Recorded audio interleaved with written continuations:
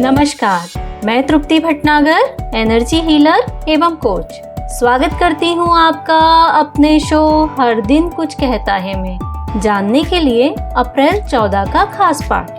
14 अप्रैल वो पावन दिन जब भारत को मिला था एक ऐसा युग दृष्टा, एक ऐसा महानायक जिसने समाज को नई दिशा दी थी। डॉक्टर भीमराव अंबेडकर का जन्म 14 अप्रैल 1891 को मध्य प्रदेश के इंदौर में महू नामक स्थान पर हुआ था। वे एक दलित परिवार में जन्मे थे और बचपन में ही समाज में फैले भेदभाव और अपमान को उन्होंने झेला था, लेकिन उन्होंने पढ़ाई को अपना हथियार बनाया और अमेरिका, इंग्लैंड जैसे देशों से उच्च शिक्षा प्राप्त की। वे पहले भारतीय थे जिन्होंने डबल डॉक्टरेट प्राप्त किया, एक समाज शास्त्र में और एक अर्थशास्त्र में। उनके जन्म दिवस को समानता दिवस या ज्ञान दिवस के रूप में भी मनाया जाता है। डॉक्टर अंबेडकर ने हमें सिखाया कि सामाजिक बदलाव सिर्फ भाषणों से नहीं बल्कि कर्म से आता है। जब वे स्कूल में पढ़ते थे तो उन्हें पानी के मटके को छूने नहीं दिया जाता था।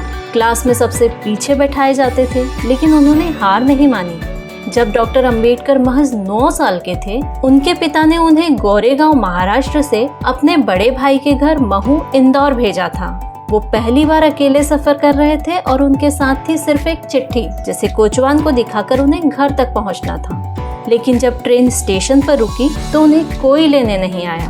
घंटों वैसे ही बीत गए। लोग आते रहे, लोग जाते रहे। थके हारे भूखे प्यासे भीमराव एक कोने में बैठे रहे। उनकी जाति जानकर न तो कोई उन्हें पानी देता था, न कोई गाड़ी वाला उन्हें अपनी बैलगाड़ी में बैठने देता था।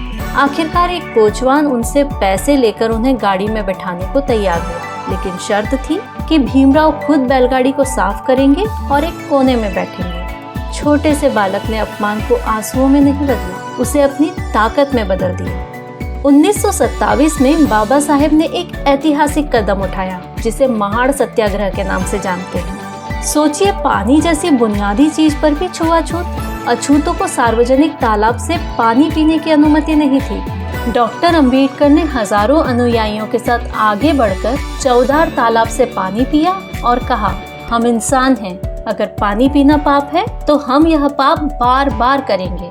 यह आंदोलन सिर्फ एक जल स्रोत की लड़ाई नहीं थी, ये बराबरी की पुकार थी। इसी साल बाबा साहेब ने एक और क्रांतिकारी कार्य किया, जिसे मनुस्मृति दहन कहा जाता है। मनुस्मृति उस समय की एक धार्मिक किताब थी, जिससे जाति व्यवस्था को समर्थन मिलता था। अंबेडकर जी ने इस ग्रंथ की सार्वजनिक रूप से प्रतियां जलाई और कहा, जो ग्रंथ इंसान को छोटा बड़ा बनाए वो धर्म नहीं अधर्म है। उनका उद्देश्य किसी धर्म का अपमान करना नहीं था, बल्कि उस सोच को चुनौती देना था जो इंसान को इंसान नहीं समझती थी। 14 अक्टूबर 1956 को नागपुर में लाखों अनुयायियों के साथ बाबा साहेब ने बौद्ध धर्म अपनाया। उन्होंने कहा, अब मैं उस धर्म को अपनाऊंगा जो मुझे इंसान माने, बराबरी दे और करुणा सिखाए। यह कोई धर्मांतरण नहीं था, यह था आत्मसम्मान का आंदोलन। 1930 में बाबा साहेब ने एक ऐतिहासिक भाषण में कहा था, हमें अपने बच्चों को शिक्षा के लिए भेजना चाहिए, भले ही हमें भूखा रहना पड़े। उन्होंने गांव-गांव जाकर यह बात कही कि अगर आप शिक्षित होंगे तभी आपको अपने अधिकारों का पता चलेगा और आप उन्हें हासिल कर पाएंगे। उनका जीवन एक प्रेरणा है, एक मिशन है, जो हमें सिखाता है कि शिक्षा, संघर्ष और समर्पण से सब कुछ संभव है।